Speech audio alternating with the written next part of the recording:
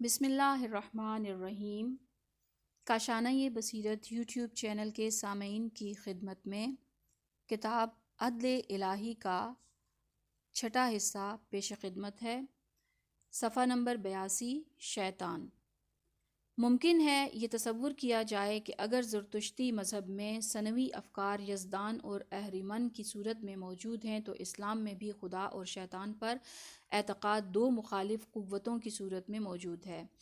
زرتشت کے عقیدہ اہریمن اور اسلام کے پیش کردہ تصور شیطان میں کیا فرق ہے؟ زرتشتی اور مزدائی مذہب کے اہریمن اور اسلام کے پیش کردہ عقیدہ شیطان کے معنی و مفہوم میں زمین سے آسمان تک کا فرق ہے۔ یہ بات مختصر سی وضاحت چاہتی ہے۔ اوستائی تعلیمات میں بھی انگرا معینوں یا اہریمن کا نام ملتا ہے۔ تمام برائیوں، شرور، بیماریوں، درندوں، سانپ، بچھو جیسے موذی حشرات الارض اور اسی طرح بنجر زمینوں اور خشک سالی جیسی تمام چیزوں کو اسی کی جانب نسبت دی جاتی ہے۔ ادھر آہورا مزدا کو جو کہ خدائے بزرگ ہے یا انگرا معینوں کے حریف سپنت معینوں کو ان برائیوں سے پاک اور منزہ گردانا چاہتا ہے۔ اوستا کی بعض تعلیمات سے یہ لگتا ہے کہ آہورا مزدا کی طرح اہریمن بھی ایک قدیم اور ازلی جوہر ہے اور کسی بھی لحاظ سے ہرگز آہورا مزدا کی مخلوق نہیں۔ آہورا مزدا نے اگرچہ اہریمن کو دریافت اور کشف ضرور کیا ہے لیکن خلق نہیں کیا۔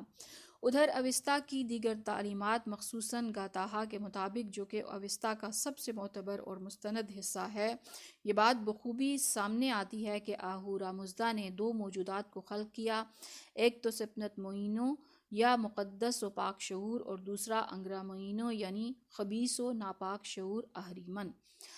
بہرحال جو چیز اوستا سے سامنے آتی ہے وہ زرتشتیوں کا اعتقاد بھی یہی تھا اور ہے کہ دنیاوی مخلوقات دو طرح کی ہیں، خیر و شر۔ خیر وہ اشیاء ہیں کہ جو ہیں اور انہیں ہونا چاہیے اور ان کا ہونا خیر ہے اور نظام عالم کے لیے ان کا وجود بھی ضروری ہے، لیکن شرور وہ اشیاء ہیں جو موجود ہیں لیکن انہیں ہونا نہیں چاہیے، ان کا وجود عالم ہستی کے لیے باعث نقص ہے۔ مزید برآں یہ شرور ہرگز آہورا مزدا کی نہیں بلکہ اہریمن کی مخلوقات ہیں، اب چاہے خود اہریمن آہورا مزدا کی مخلوق ہو یا نہ ہو۔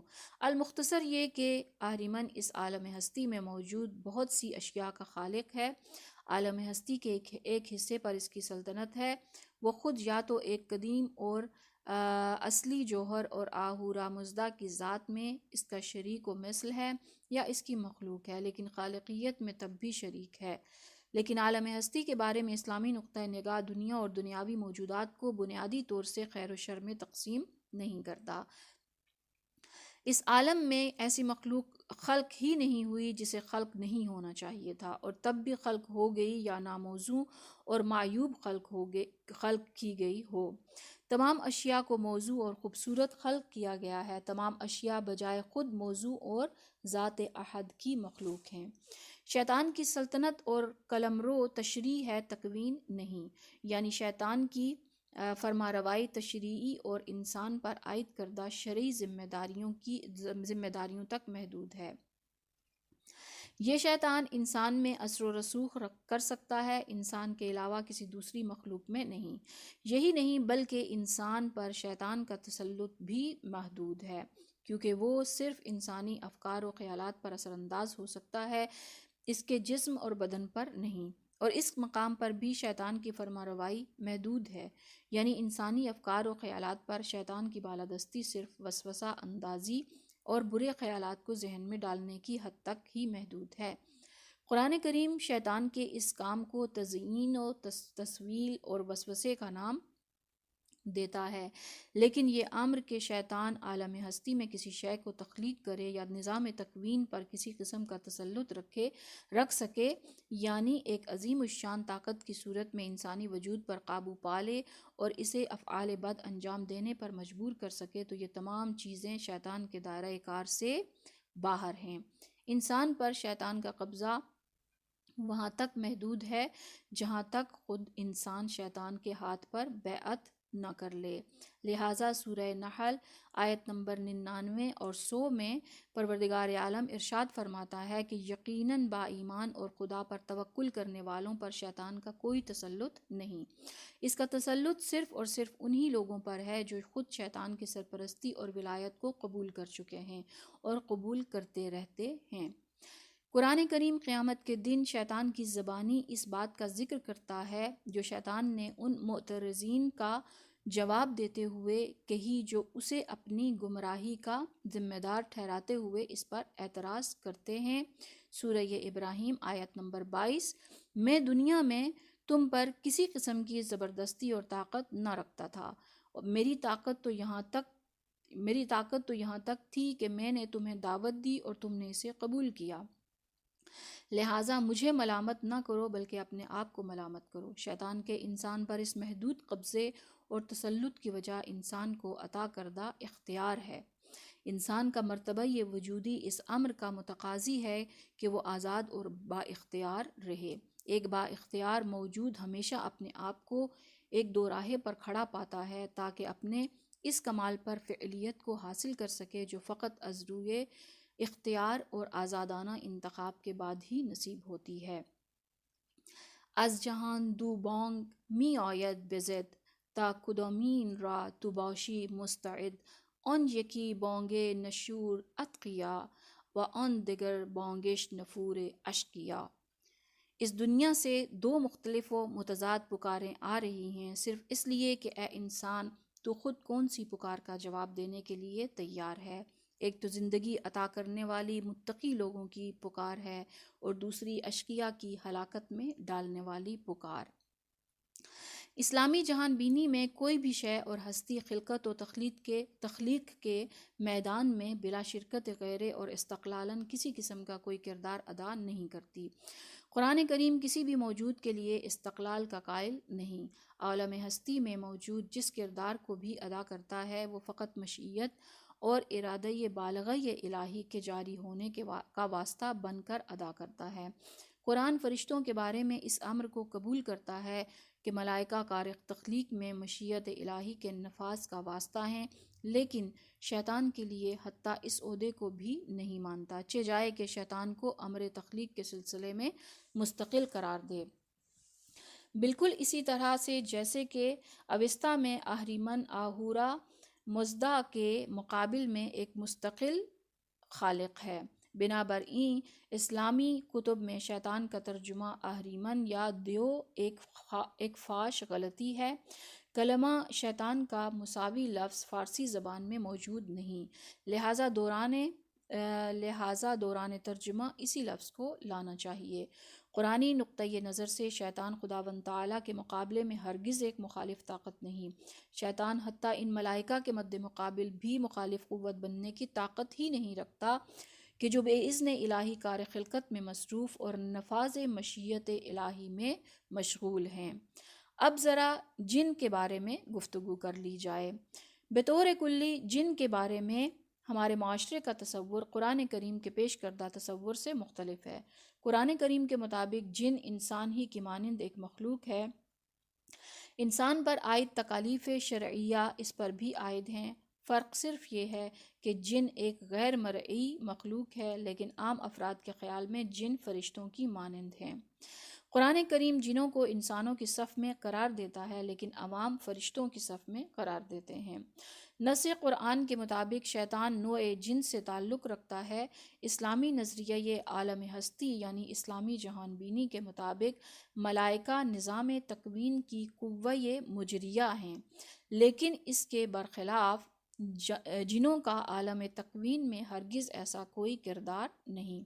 اسلامی ادب میں جن کو ملک کی صف میں قرار دینا اسی غلط تصور کا نتیجہ ہے کہ جو سابقہ زرتشتی تعلیمات کی بنا پر ان کے افکار میں جڑ پکڑ چکا ہے۔ اپنے موضوع کی طرف لوٹتے ہیں۔ عالم ہستی کا اسلامی تصور یعنی اسلامی جہان بینی زرتشتی معنوی اور مزدکی جہان بینی کے برخلاف ایک ہی محور کے گرد گھومتا ہے۔ قرآن کریم کے مطابق شیطان اس آیت کا مصداق ہے، الذی احسن کل شیء خلقہ۔ اور نیز یہ آیت بھی شیطان کے شامل حال ہے کہ ربنا الذی اعطی کل شیء خلقہ ثم ہدی، سورہ طٰہٰ آیت نمبر 50۔ شیطان اور شیطانیت کا وجود اور اس کا اذلال بجائے خود ایک مصلحت اور حکمت رکھتا ہے، اور اسی حکمت و مصلحت کی وجہ سے شیطان ایک اضافی اور نسبی یعنی کمپیریٹیولی اور ریلیٹیولی شر ہے، حقیقی اور مطلق نہیں۔ سب سے زیادہ تعجب خیز بات تو یہ ہے کہ قرآنی نقطۂ نگاہ سے خود ذات پروردگار ہی نے شیطان کو اضلال اور گمراہ سازی کا عہدہ عطا کیا ہے۔ قرآن کریم فرماتا ہے، اس طرح سے خداوند تعالیٰ شیطان کو مخاطب کرتے ہوئے اسے یہ حکم دے رہا ہے سورہ بنی اسرائیل میں آیت نمبر 64 میں، تو بنی آدم میں سے جس پر اپنی چکنی چپڑی باتوں سے قابو پا سکے بہکا، اور اپنے چیلوں کے سوار اور پیادے کے ذریعے چڑھائی کر، اور مال و اولاد میں ان کے ساتھ ساجھا کر لے اور ان سے وعدے کر، اور شیطان ان سے جو وعدے بھی کرتا ہے وہ سوائے دھوکے کے اور کچھ بھی نہیں۔ ادھر دوسری جانب شیطان بھی گویا عہدۂ اضلال کو قبول کرنے کا عزم ظاہر کرتے ہوئے یہ اعلان کرتا ہے سورہ اعراف آیت نمبر 16 اور 17، خلاصہ یہ ترجمہ، کیونکہ تو نے مجھے گمراہ کیا لہٰذا میں ضرور تیرے سیدھے راستے پر بیٹھوں گا، پھر ان کے آگے سے، ان کے پیچھے سے، داہنے سے اور بائیں سے ان پر آ پڑوں گا، اور تو ان میں سے بہتوں کو شکر گزار نہ پائے گا۔ البتہ شیطان کی جانب سے اضلال اور اس کا دائرہ کار وہیں تک محدود ہے کہ جس کی جانب گزشتہ صفحات میں اشارہ کیا گیا، اس سے زیادہ ہرگز نہیں، یعنی شیطان انسان پر کسی قسم کی زبردستی اور جبر نہیں کر سکتا۔ شیطان کی کارستانیاں فقط وسوسہ، دعوت، تزئین اور تسویل تک محدود ہے۔ اس امر کی وضاحت بھی ضروری ہے کہ ہماری اس بات کا مقصد کہ عالم تکوین شیطان کے قلمرو سے خارج ہے، یہ نہیں کہ شیطان عالم تکوین میں کسی قسم کا کردار نہیں رکھتا۔ کیا یہ ممکن ہے کہ کوئی مخلوق عالم تکوین میں موجود تو ہو لیکن نہ تو کسی قسم کا کردار ادا کرے اور نہ ہی کوئی تاثیر رکھے؟ ہمارا مقصد یہ ہے کہ شیطان پروردگار عالم کے مقابلے میں بعض دیگر مخلوقات کا استقلالاً خالق نہیں ہے۔ اس کے علاوہ عالم ہستی کے سلسلے و اسطولی نظام میں فرشتوں کی مانند کائنات کے انتظام و انصرام میں کسی قسم کا بھی کام اس کے سپرد نہیں کیا گیا۔ مزید برآں وہ انسان پر اتنا تسلط بھی نہیں رکھتا کہ ان کی مرضی کے خلاف اسے کسی کام پر مجبور کرے۔ قرآن کریم کے مطابق شیطان اور جن عالم تکوین میں ایک تاثیر ضرور رکھتے ہیں، لیکن اس کے باوجود بھی بطور مجموعی کائنات میں ان کا مرتبہ انسانی مرتبے سے زیادہ نہیں۔ مذکورہ گفتگو سے ہمارا مقصد یہ ہے کہ قرآن کریم نے شیطان کے موضوع کو اس طرح سے پیش کیا ہے کہ توحید ذاتی پر ذرا سا بھی ضربہ نہیں پڑتا، اور لیسا کمثلہ شیء، سورہ شورى آیت نمبر 11 کا اصول بھی اپنی جگہ پر مستحکم رہتا ہے۔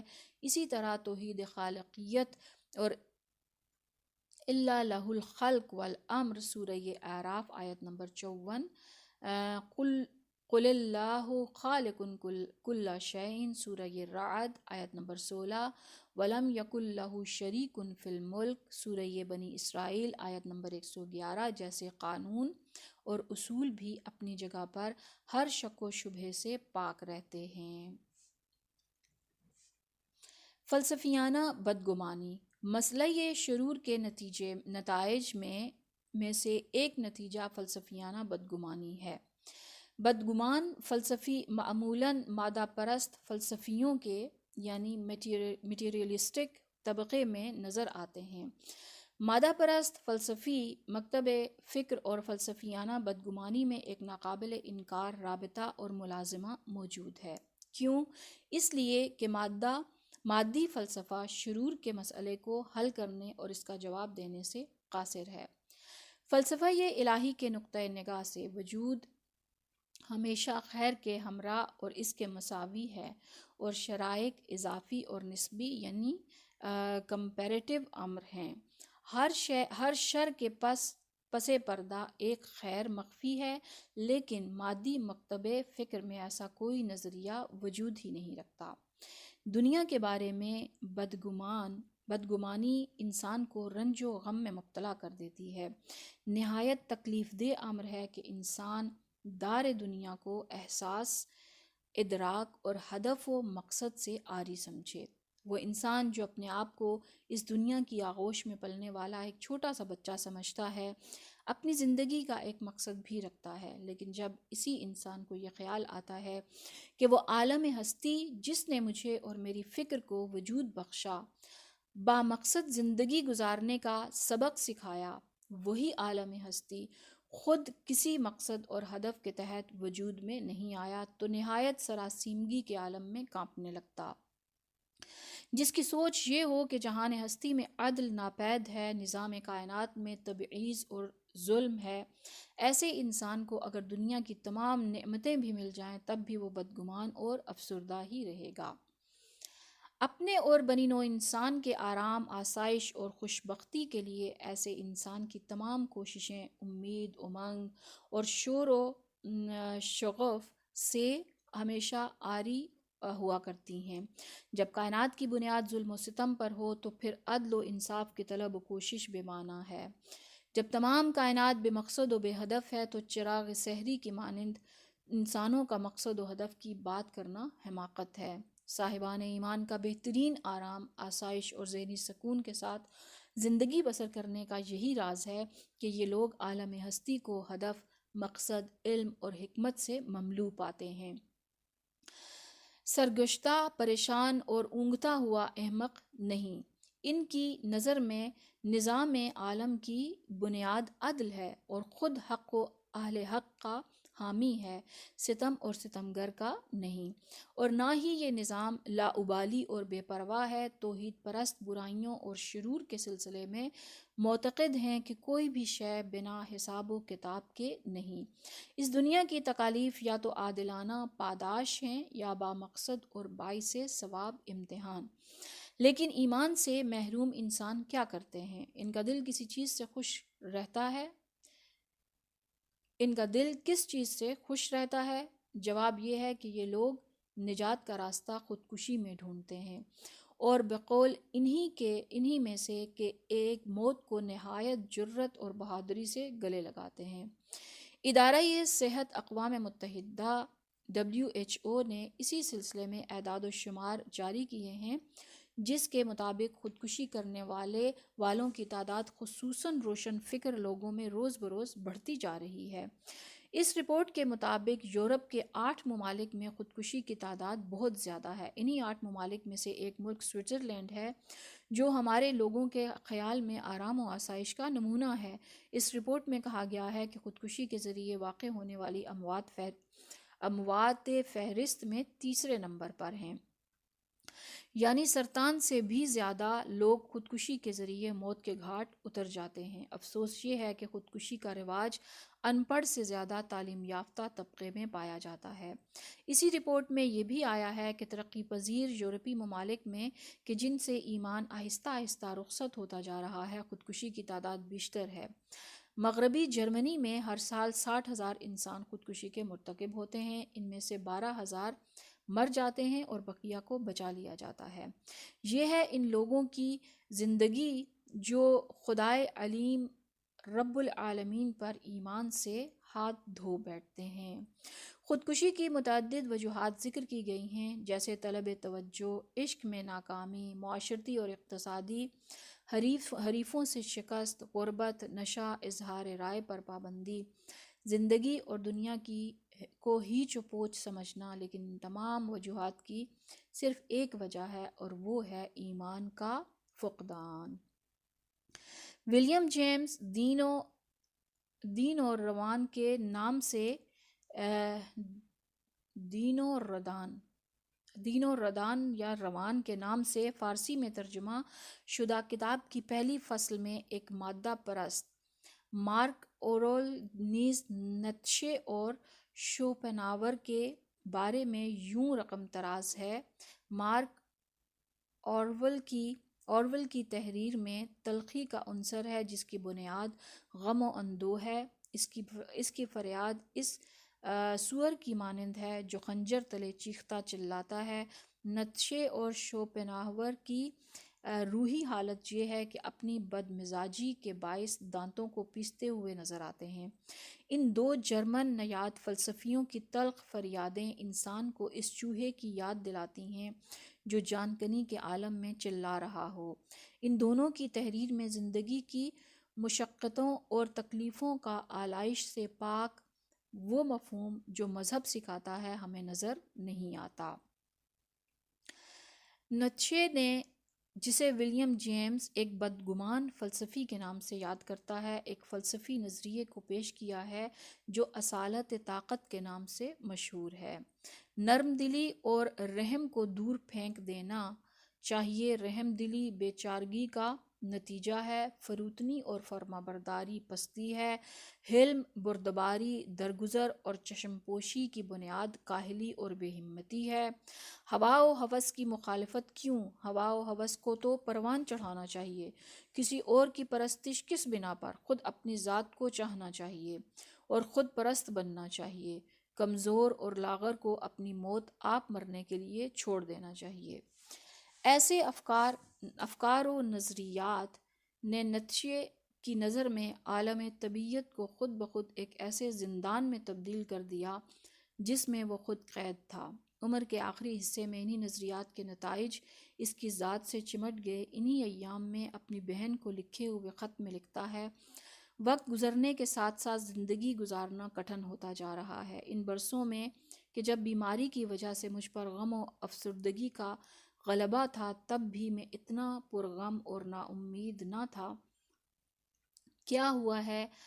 ہوا وہی جو ہونا چاہیے تھا۔ لوگوں سے اختلاف کی بنا پر مجھ پر سے ان کا اعتماد اٹھ گیا۔ اب ہم یہ سمجھ رہے ہیں کہ دونوں غلطی پر تھے۔ خدایا، میں آج کس قدر تنہا ہوں۔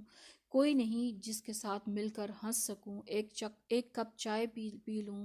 کوئی نہیں جو میرے ساتھ دوستانہ محبت کا اظہار کر سکے۔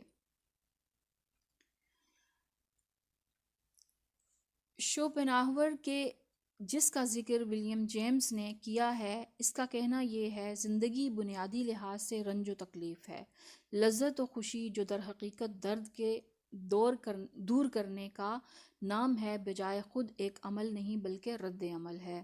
جو جاندار حیات کے جتنے بلند مرتبے پر ہے، اس کو درپیش تکالیف بھی اتنی ہی زیادہ ہیں۔ وجہ یہ ہے کہ اس کا احساس زیادہ ہے، گزرے ہوئے مصائب کو زیادہ یاد رکھ سکتا ہے اور آنے والے آلام و مصائب کی پیشن گوئی کر سکتا ہے۔ ایک لحظے کی خوشی عمر بھر کے غم کا سامان ہے۔ شادی نہ کر کے ایک طرح کی تکلیف میں رہو گے، اگر کر لو تو ہزاروں تکلیفیں لپٹ جائیں گی۔ عشق بہت بری بلا ہے۔ لوگوں کے خیال میں عورت کا ساتھ ہونا سکون و سرور کا باعث ہے، جبکہ در حقیقت غموں کی اماں جگہ ہے۔ لوگوں کے ساتھ گھل مل کر رہو، مشکل میں گرفتار اگر نہ رہو زندگی سے بیزار، بندگی حبس آور اور خداوندی درد آور۔ مختصر یہ کہ جب تک دم میں دم ہے، مشکلات سے کمر خم ہے۔ زندگی جان کنی کے عالم کا نام ہے، بلکہ ایسی موت کی مانند ہے جس کی آمد میں لحظہ بے لحظہ تاخیر ہوتی جا رہی ہے اور آخر کار اجل آ پہنچی ہے، وہ بھی ایسی حالت میں کہ انسان اپنی زندگی سے نہ کوئی فائدہ اٹھا سکا اور نہ ہی کوئی مفید نتیجہ نکال سکا۔ عالم اسلام میں بھی کچھ نہ کچھ ایسے افراد تھے اور ہیں جو پوری دنیا کو اندھیرے میں ڈوبا ہوا پاتے ہیں اور نظام قدرت میں رونما ہونے والے واقعات و حوادث کے سامنے چڑچڑے پن اور غیظ و غضب کا مظاہرہ کرتے ہیں، اور بقول ولیم جیمز ان کی باتیں دانت پیسنے سے مشابہت رکھتی ہیں۔ مشہور عرب شاعر اور فلسفی ابوالعلا معری اور خیام شاعر اسی طبقے سے تعلق رکھتے ہیں۔ ہم نے خیام کے نام کے ساتھ شاعر کا اضافہ اس لیے کیا ہے کیونکہ ماہرین کے مطابق بدگمانی پر مبنی معروف اشعار اس خیام کے نہیں جو فلسفی اور ماہر ریاضیات ہے۔ جو مسائل شاعر کے لیے حیرت، رنج اور آہ و زاری کا باعث ہیں، فلسفی قیام کے لیے حل ہو چکے ہیں۔ ہمارے زمانے میں یورپیوں کی تقلید اور بعض دیگر وجوہات کی بنا پر کہ جن کا ذکر کا اس وقت موقع نہیں، ایسے مصنفین وجود میں آئے ہیں جو زہر آلود تحریروں کے ذریعے نوجوانوں کی روح کو بری طرح تباہ کر رہے ہیں، ان کو زندگی سے بے رغبت اور خودکشی کی جانب لے جا رہے ہیں۔ مستزاد برئیں ایسے مصنفوں کی معلوم اور نامعلوم دونوں عوامل کی جانب سے حوصلہ افزائی بھی کی جا رہی ہے، نیز ان کی تعداد میں روز بروز اضافہ بھی ہو رہا ہے۔ صادق ہدایت اسی طبقے سے ہے، اس کی تحریریں اسی طبقے سے تعلق رکھتی ہیں جن کے نوشتہ جات بقول ولیم جیمز کے خنجر تلے چیخنے والے سوریا جان کنی کے عالم میں مبتلا چوہے کی چیخوں کی مانند ہیں۔ نیتشے، شوپنہاور، ابوالعلا معرّی اور خیام کے مقابلے میں مثبت سوچ رکھنے والے پر امید فلاسفہ و حکماء بھی ہیں، یا یوں کہیے کہ اکثر حکمائے الہی اسی طبقے سے تعلق رکھتے ہیں۔ اس طبقے کے ترجمان عظیم عارف مولانا روم ہیں۔ ان کے تمام کلام میں عشق، شور و شعف اور حال نظر آتا ہے۔ اس بزرگ عارفانہ شاعر کی نظر میں انسان خوشی، لذت اور سعادت کا مخزن ہے، لیکن ایک شرط کے ساتھ، وہ یہ ہے کہ خدا دادی مخزن سے صحیح استفادہ کرے۔ دنیا میں کوئی غم ایسا نہیں جسے لذت و خوشی میں تبدیل نہ کیا جا سکے۔ جناب رومی ایسے انسانوں کی تحقیر اور مذمت کرتے ہیں جن کی نظر میں لذت و خوشی یا تو صرف بادہ کشی سے مل سکتی ہے، یا جنسی تقاضوں کی تکمیل سے، یا محفل سماع سے۔ انسان کو مخاطب کرتے ہوئے وہ کہتے ہیں، ترجمہ یہ اشعار: وہ شراب جو کوزہ یہ گل میں چھپی جوش کھا رہی ہے، اے انسان تیرے اشتیاق میں اس طرح سے اس میں ابال آ رہا ہے کہ گویا وہ تجھ سے مخاطب ہو کر کہہ رہی ہے، تو خوش ہے، اچھا ہے، ہر خوشی کی معدن ہے، پس کیا سبب ہے کہ تو خوشی حاصل کرنے کی خاطر بادہ خواری کا احسان لے رہا ہے؟ تیرے سر کرمانہ کا تاج ہے، تجھ پر اعطینٰ کا گلوبند آویزاں ہے۔ افسوس ادھر ادھر کی کتابوں میں علم تلاش کرتا پھر رہا ہے، بھوسی کے حلوے سے لذت طعام کا خواہش مند ہے۔ شراب، جنسی لذت اور سماع کی آخر کیا حیثیت ہے کہ تو ان سے کیف و سرور حاصل کرنا چاہتا ہے؟ مولانا روم ہی ہیں جن کا کہنا ہے کہ پروردگار کے جلال و جمال دونوں کا حقیقتاً عاشق ہوں۔ کتنی عجیب بات ہے کہ میں ان دونوں متضاد اشیاء کا عاشق ہوں۔ سعدی، حافظ اور دیگر عرفانی شعراء نے اسی راہ کو طے کیا ہے۔ بعض ذو معنی الفاظ حافظ کے کلام میں دکھائی دیے جاتے ہیں، لیکن ان شعراء کی فکری زبان سے واقف حضرات جانتے ہیں کہ ان شعراء کے مکتبہ فکر میں نیکی اور پاکیزگی کے علاوہ کچھ اور نہیں۔ یہ فقط عرفان و تصوف ہی سے مخصوص نہیں، بلکہ ہر صاحب ایمان کی یہی خصوصیت ہے۔ ایمان کا فقدان ایک طرح کا نقص ہے جو اپنے مقام پر انسانی شخصیت میں توازن و تعادل کو بگاڑ دیتا ہے، اور یہی عدم توازن آلام و مصائب کا باعث ہے۔ یہ ایمان ہی کی طاقت ہے جو اشیاء کو تبدیل و تغیر کرنے کی صلاحیت رکھتی ہے اور رنج و غم کو لذت و سرور میں تبدیل کر دیتی ہے۔ اسلام کی آغوش میں تربیت شدہ افراد مصیبت کے وقت اس حقیقت کو ہمیشہ اپنے پیش نظر رکھتے ہیں کہ ہم سب مملوک خدا ہیں اور ہماری واپسی اسی کی جانب ہے۔ الذین اذا اصابتہم مصیبۃ قالوا انا للہ وانا الیہ راجعون، سورہ بقرہ آیت نمبر 156۔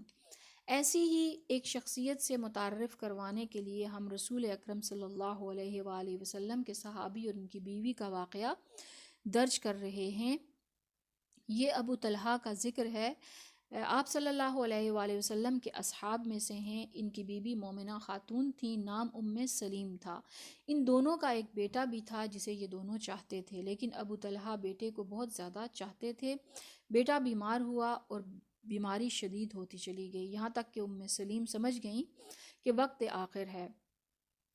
کہیں ابو طلحہ بیٹے کو دم توڑتا دیکھ کر جزع و فز نہ کریں اس لیے سلیم نے کسی بہانے سے شوہر کو رسول اکرم کی خدمت میں روانہ کر دیا۔ چند لمحوں کے بعد بیٹے نے دم توڑ دیا۔ سلیم نے میت کو کپڑے میں لپیٹ کر کمرے میں چھپا دیا۔ تمام گھر والوں سے کہہ دیا کہ کوئی بھی شخص ابو طلحہ کو بیٹے کی موت کی خبر نہ دے۔ پھر کھانا تیار کیا، اپنے آپ کو سنوار کر عطر لگایا۔ کچھ دیر بعد ابو طلحہ واپس آئے اور آ کر کھانا مانگا۔ سلیم نے پہلے سے تیار شدہ کھانا پیش کیا۔ دونوں نے کھانا کھایا اور مقاربت کی۔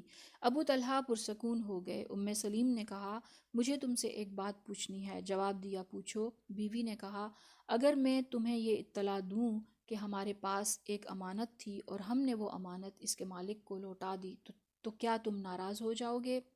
ابو طلحہ نے کہا نہیں، ہرگز نہیں، ناراضگی کی کیا بات ہے، امانت کو تو لوٹانا ہی چاہیے۔ سلیم نے کہا سبحان اللہ، اب میں تمہیں یہ اطلاع دے دوں کہ خدا نے ہمارے بیٹے کو جو اس کی امانت تھا ہم سے واپس لے لیا ہے۔ ابو طلحہ نے یہ بات سنی تو ہل کر رہ گئے اور کہا بے خدا، مجھے باپ ہونے کے ناطے تجھ سے زیادہ صبر و ضبط کا مظاہرہ کرنا چاہیے کہ تو ماں ہے۔ یہ صحابی اٹھا، غسل کے بعد 2 رکعت نماز ادا کی اور رسول اکرم کی خدمت میں حاضر ہو کر شروع سے آخر تک سارا ماجرا بیان کیا۔ آپ نے فرمایا خدا تم کو برکت سے ملحق کرے اور تمہیں پاکیزہ نسل نصیب کرے۔ خدا کا شکر ادا کرتا ہوں کہ جس نے میری امت میں صابرہ بنی اسرائیل کی مثال قرار دی۔ یقیناً یہ ایمان اور مذہب ہی ہے جو مشقت اور تکلیف کو اجر و ثواب کا باعث بلکہ لذت و خوشی اور سعادت کا مجموعہ بنا دیتا ہے۔ ولیم جیمز کی اسی کتاب میں مذہب اور اخلاق محض بغیر کسی مذہب کے اخلاق کا تصور کے بارے میں کہتا ہے، مذہب یا اخلاق کی بنیاد یہ ہے کہ ہم عالم ہستی کو کس انداز سے دیکھتے اور سمجھتے ہیں۔ آیا اس کائنات اور نظام ہستی کو سراپا صعوبت اور رنج دیکھتے ہیں، اس کے بعض مقولوں کو قبول اور بعض کو مسترد کرتے ہیں، یا اس کے برعکس پوری کائنات کو خندہ پیشانی اور گرم جوشی سے ایک ایسے قلب کے ساتھ خوش آمدید کہتے ہیں جو عشق و محبت سے مملوء ہے۔ اخلاق محض اپنی معلومات اور علم کی بنا پر کائنات پر حاکم کلی قوانین کی اطاعت کرتا ہے، لیکن یہ اطاعت بوجھل اور حزن و ملال کے ہمراہ ہے۔ اس کے دل میں کوئی گرم جوشی اور جوش و جذبہ نہیں۔ یہ احساس ہمیشہ اسے اپنی گرفت میں رکھتا ہے کہ کائنات کے قوانین ایک کڑے شکنجے کی مانند اس کی گردن کو جکڑے ہوئے ہیں، لیکن اس کے برعکس مذہب اس بے روح جذبات سے عاری اور پرغم اطاعت کے بجائے اس پرجوش اور شور و شعف سے بھرپور اطاعت کو لے آتا ہے جو زندگی کو لطف، شوق، پرخلوص اور بانشاد کر دیتی ہے۔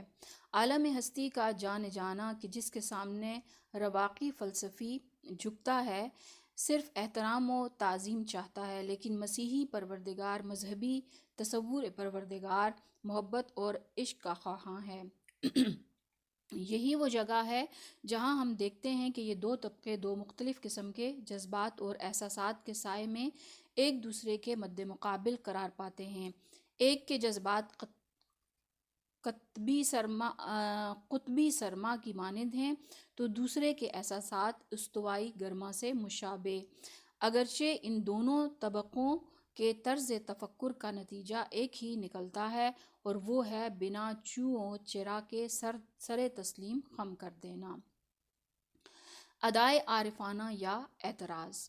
شرور پر گفتگو یا ان کے وجود پر اعتراض ہمارے ادب کے اہم حصے کو تشکیل دیتا ہے۔ شعراء نے یا تو از راہ تفنن طبع یا حقیقی معنوں میں اس میدان میں طبع آزمائی کی ہے، البتہ وہ تمام باتیں جو اس سلسلے میں کی گئی ہیں حقیقتاً عالم خلقت پر تنقید یا اعتراض قرار نہیں دی جا سکتی۔ یہ باتیں زیادہ تر از روئے مزاح یا اصطلاحاً شعر کا محور بنتی ہیں۔ ان میں سے بعض باتوں کو ناز و ادائے عارفانہ میں سے شمار کیا جا سکتا ہے۔ خیام سے منسوب رباعیوں میں اس طرح کے اشعار بہت زیادہ ملتے ہیں، جیسا کہ ہم نے پہلے بھی یہ کہا کہ یہ امر یقینی نہیں کہ یہ اشعار فلسفی خیام کے ہوں۔ وہ موضوعات جو شاعر خیام کے یہاں بصورت اعتراض یا سوال ملتے ہیں فلسفی خیام کے لیے حل شدہ ہیں، بنابراین یہ اشعار یا تو حکیم خیام کے نہیں، اور اگر ہیں تو یا از روی مزاح ہیں، یا سطحی و دیندار افراد کو زج کرنے کی خاطر کہے گئے ہیں، یا ناز عارفانہ کا مصداق ہیں۔ بہرحال خیام سے منسوب رباعیوں میں ملتا ہے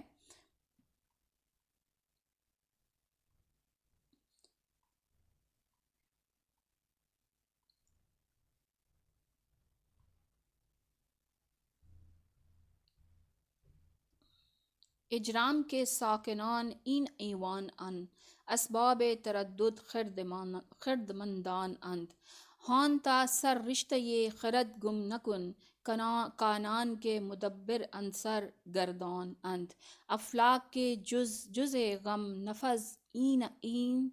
نفس این دگر، ننہند بجا تا نربایند دگر، ناآمدگان اگر بدانند که ما از دهر چه می کشیم ناید دگر، چون حاصل آدمی در این شورستان، جز خوردن غصه نیست تا کندن جان، خرم دل آن که زین جهان زود برفت، و آسوده کسی که خود نیامد به جهان، ای چرخ فلک خرابی از کینه توست، بیدادگری شیوه درینه توست، ای خاک گر سینه تو بشکافند، بس گوہر قیمتی کے در سینه توست۔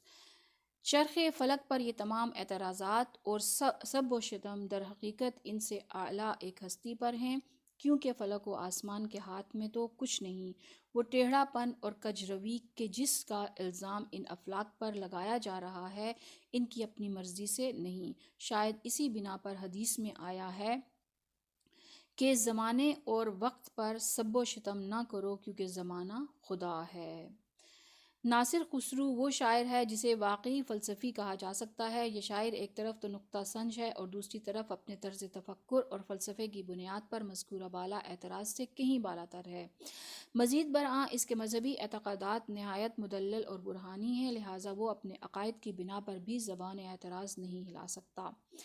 بئیں ہمیں اس کے دیوان میں ایسے اشعار ملتے ہیں، اب یا تو ان اشعار کو مزاح پر مبنی جانا جائے یا ناز عارفانہ و ادائے درویشانہ کے حساب میں ڈال دیا جائے۔ اسی طرح کے اشعار میں وہ بھی اس طرح سے کہتا ہے کہ تقریباً بعض اہل فن کا کہنا ہے کہ یہ اشعار ناصر خسرو کے نہیں ہیں، کسی اور کے ہیں جو اس سے منسوب کیے گئے ہیں۔ تقریباً 40 برس پہلے ایک شیرازی شاعر نے اسی موضوع پر قصیدہ لکھا اور اس قصیدے کا جواب دینے پر ایک مقابلہ رسالہ اکبر میں مرحوم کرنل اخگر کی طرف سے شروع کیا گیا۔ اہل ذوق و ادب سے اس سلسلے میں اظہار رائے کی درخواست کی گئی۔ ملک کے گوشہ و کنار سے عالم و عامی، مرد و زن سب نے اس مقابلے میں شرکت کی، بعض نے نظم اور بعض نے نثر کے ذریعے جواب دیا اور بعض نے شاعر کی تائید کی۔ یہ تمام مواد اسرار خلقت نامی کتاب میں مرحوم کرنل اخگر کی طرف سے شائع ہوا۔ یہ جوابات کس علمی پائے کے تھے حقیر اس سلسلے میں کسی کی رائے کا اظہار نہیں کرنا چاہتا، البتہ یہ ضرور ہے کہ بعض فضلاء نے اپنے جواب میں لطیف و دلچسپ نکات بیان کیے ہیں۔